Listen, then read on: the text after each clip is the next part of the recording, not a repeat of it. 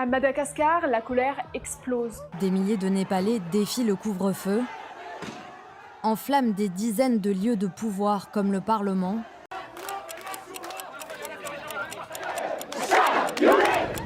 Dans cette vidéo, nous allons parler de la Gen Z qui se révolte partout dans le monde en faisant de la géographie. Tu vas nous demander de placer Madagascar, le Maroc, le Népal sur une carte? Non. Tu vas nous demander de connaître leur capitale? Parce que moi je connais la capitale de Madagascar, c'est Antananarivo. Non plus. Bah alors quoi? Bah alors je vous propose quelque chose de bien plus subtil, plus développé et peut-être plus pertinent, mais ça vous le direz en commentaire, faire de l'analyse géographique, de la vraie géographie quoi.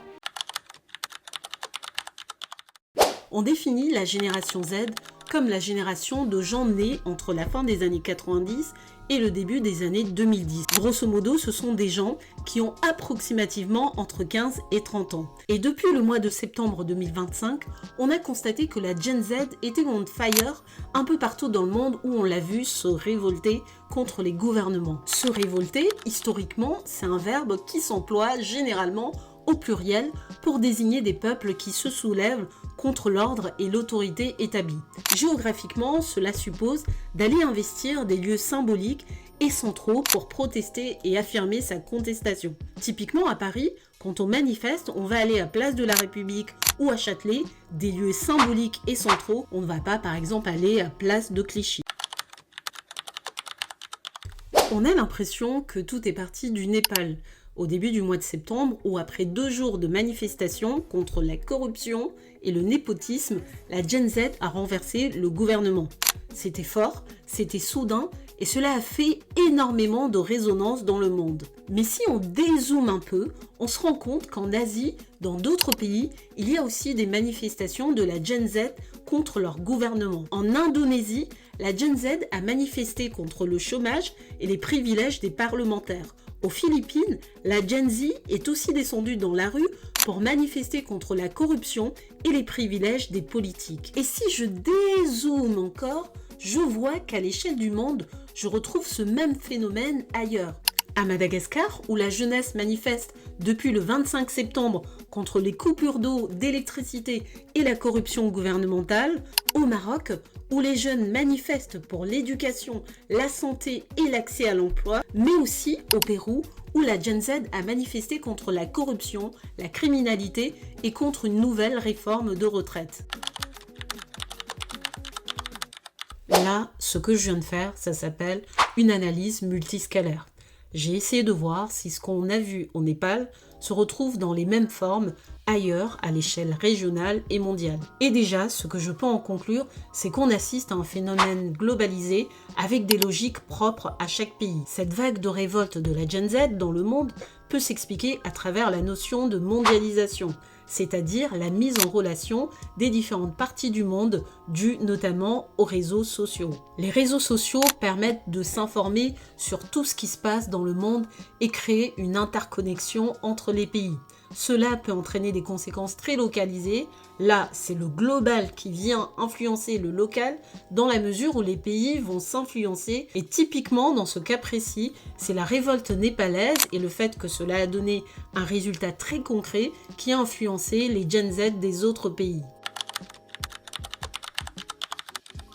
Pour continuer notre analyse géographique, on peut cette fois-ci invoquer l'histoire. Et quand on invoque l'histoire, on se rend compte que ce phénomène de révolte de la jeunesse dans le monde, il ne date pas d'aujourd'hui. C'est pas en septembre 2025 que les jeunes ont commencé à manifester et à se révolter dans le monde. Ce phénomène s'inscrit dans une continuité historique, d'abord dans l'histoire immédiate, puis dans l'histoire un peu récente, et enfin dans une histoire un peu longue. Mais cela dépend des échelles historiques. Et puis, le temps, c'est quelque chose de relatif. Au final, qu'est-ce que le temps long? Est-ce que c'est 70 ans? Est-ce que c'est 1000 ans? 10 000 ans? Si on regarde l'histoire immédiate, on constate que la Gen Z se révolte dans le monde depuis 2018. Souvenez-vous des marches pour le climat en 2018-2019 qui ont commencé en Suède avec Greta Thunberg et qui ont eu lieu ensuite dans plus de 125 pays dans le monde. Là, on était vraiment dans un mouvement globalisé. Souvenez-vous aussi de Black Lives Matter en 2020 ou encore des mobilisations pour Gaza dans les universités en 2024. En juin 2024, au Kenya, d'importantes manifestations ont eu lieu contre le projet de budget qui instaurait de nouvelles taxes et augmentait les prix sur des produits de nécessité. Il s'agit là encore d'une mobilisation de la Gen Z qui est allée jusqu'à même envahir le Parlement. Mobilisation fortement réprimée par les autorités kenyanes. 63 personnes sont mortes. Un an après, c'est-à-dire avant-hier, en juin dernier, la jeunesse est de nouveau descendue dans la rue pour commémorer cette journée de mobilisation du 25 juin 2024 et aussi pour dire son rejet du pouvoir en place qu'il accuse de corruption, de perpétuer la violence et de ne pas offrir des garanties économiques à la jeunesse. Là encore, la manifestation a été très fortement réprimée. 300 personnes ont été blessées, 16 personnes tuées. Et puis, en Asie, avant le Népal, la Gen Z avait réussi à renverser des pouvoirs en place. En 2022, au Sri Lanka, dans un contexte de crise économique, de dette et de corruption extrême, la jeunesse a lancé l'Aragalia, qui signifie la lutte. 5 mois après, le pouvoir sri-lankais était renversé. En 2024, au Bangladesh, un mouvement massif d'étudiants proteste contre les quotas dans la fonction publique, une mesure qui empêchait l'accès à la fonction publique d'un grand nombre. Là aussi, la répression est extrême, 1400 personnes tuées, mais le 5 août, le pouvoir est renversé. Si maintenant on regarde l'histoire un peu récente, on a envie de comparer ce qui se passe actuellement au printemps arabe. Le terme printemps arabe désigne l'ensemble des révolutions et révoltes qui ont eu lieu dans le monde arabe entre 2010 et 2012. Des révolutions qui ont entraîné la chute de gouvernements en Tunisie, en Libye, en Jordanie, au Yémen, mais d'autres régimes se sont maintenus comme au Maroc ou en Syrie jusqu'en 2024. Comme pour les manifestations de la Gen Z, les réseaux sociaux y avaient joué un rôle important. Sauf qu'à l'époque, c'était pas TikTok ou Instagram, mais Facebook et Twitter.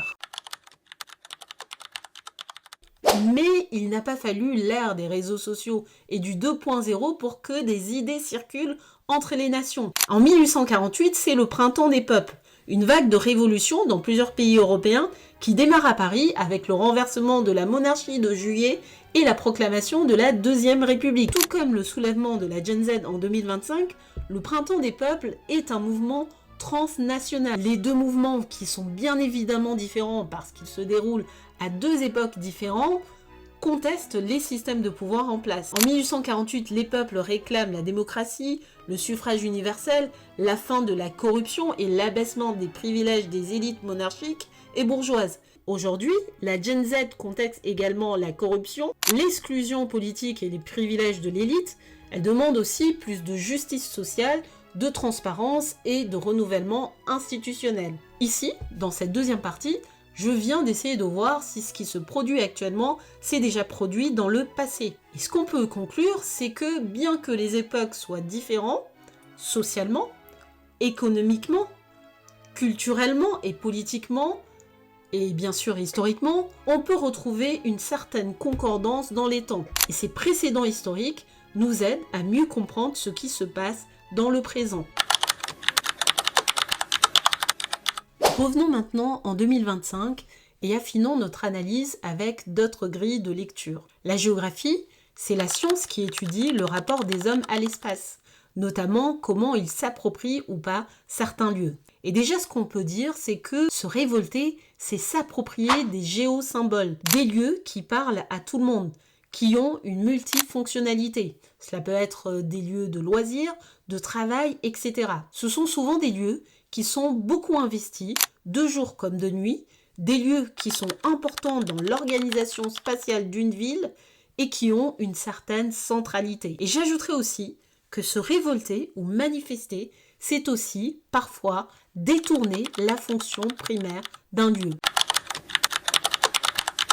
Pour que vous compreniez bien ce que j'essaie d'expliquer, on va prendre un cas concret. Le parcours classique des manifestations de la Gen Z malgache à Diego Suarez, au nord de l'île de Madagascar. Le premier endroit rejoint par les manifestants, c'est Lorit. C'est un endroit où il y avait un cinéma qui s'appelait Lorit.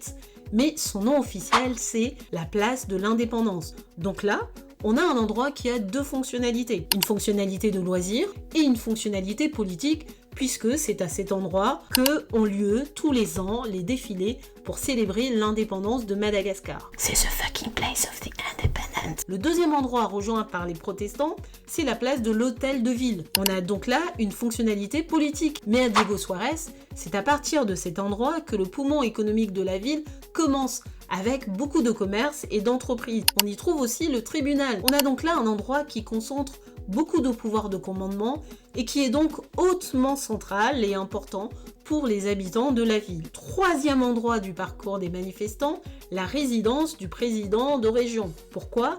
Parce qu'il s'agit ici d'une manifestation qui demande un renouvellement politique et institutionnel. Ce sont des jeunes qui manifestent et qui veulent que les pouvoirs politiques les entendent.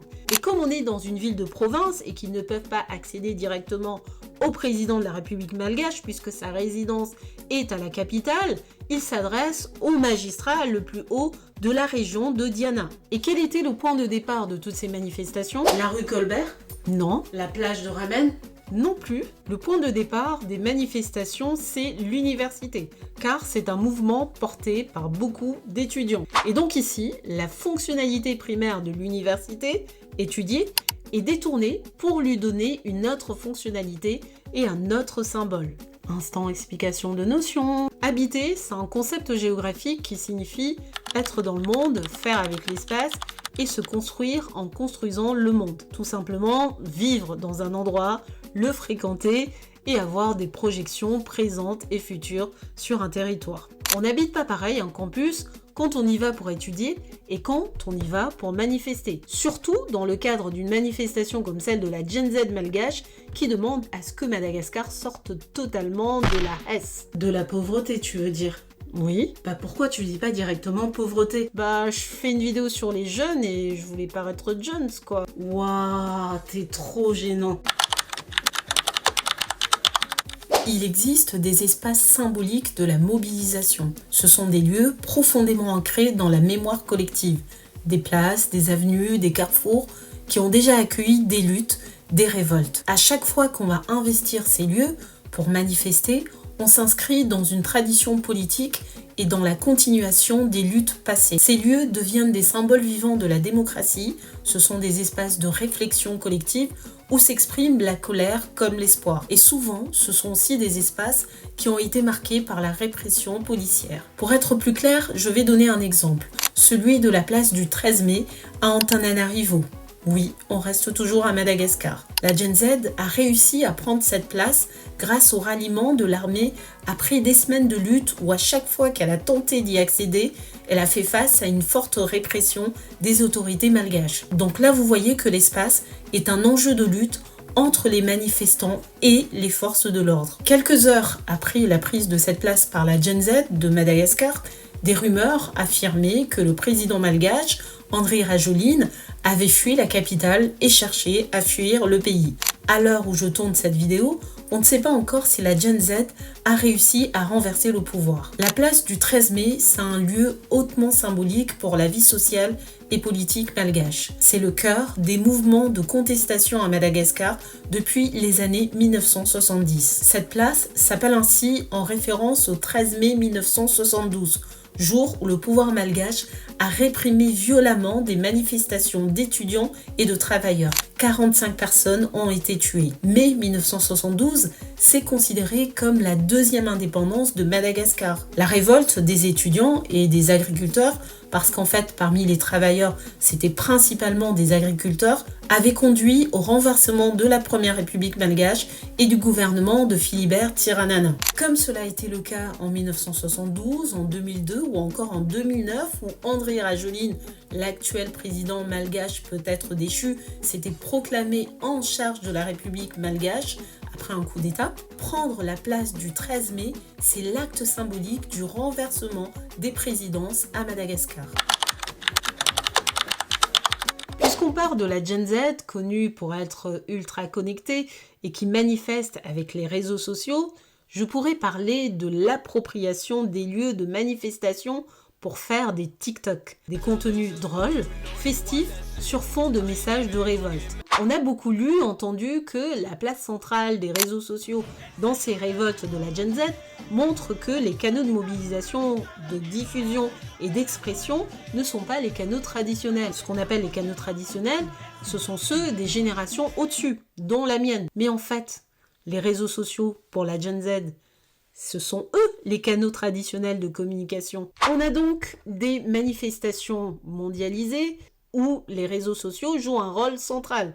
Et c'est d'ailleurs ça qui explique que, quel que soit le pays, la Gen Z a le même emblème, le drapeau One Piece, manga le plus vendu dans le monde, symbole de la mondialisation culturelle. Et les réseaux sociaux ne sont pas seulement utilisés pour diffuser le message, ils sont aussi utilisés pour s'approprier pleinement des lieux en faisant, comme je l'ai dit tout à l'heure, des TikTok. Dans cette vidéo, on voit par exemple des jeunes Népalais faire une trend TikTok tout en véhiculant leur message de protestation. Mais le fait de préparer sa caméra, de demander à quelqu'un de nous filmer, de faire une prise ou plusieurs au milieu d'une manifestation, et pas n'importe laquelle, je le redis, une manifestation qui cherche à renverser le régime en place, montre une appropriation de l'espace très spécifique à la culture d'une génération et d'une époque. Cela montre en fait qu'habiter en 2025, c'est aussi se mettre en scène sur les réseaux sociaux, et ce, quelles que soient les circonstances. J'ai essayé avec cette vidéo de montrer que les sciences sociales, et la géographie notamment, l'histoire aussi, offrent des grilles d'analyse pertinentes pour éclairer les faits d'actualité. Népal, Indonésie, Madagascar, Pérou, Maroc, chaque mouvement de la Gen Z est spécifique à son pays, mais tous concordent dans le fait qu'ils revendiquent la même chose, un meilleur développement pour leur pays. Ce que revendique la Gen Z, c'est quelque chose de très connu dans la géographie du développement qui s'appelle les ODD, les objectifs de développement durable fixés par l'ONU et que tous les pays doivent atteindre. Dans ces ODD, on retrouve des choses fondamentales et basiques comme une santé de qualité, une éducation de qualité, l'accès à l'emploi, l'accès à l'eau, à l'électricité, la confiance aux institutions, la sécurité, l'élimination de la pauvreté. Bref, tout ce que revendique la Gen Z aux quatre coins du monde. Et parce qu'elle revendique des droits fondamentaux, au risque de sa vie dans des protestations toutes sévèrement réprimées, et là aussi c'est une autre concordance malheureusement, nous devons continuer à relayer les vidéos du Maroc, de Madagascar, du Kenya, du Pérou et leur donner de la force. C'est le minimum que l'on puisse faire face à l'espoir à un futur radieux que cette jeunesse éclairée et inspirante démontre.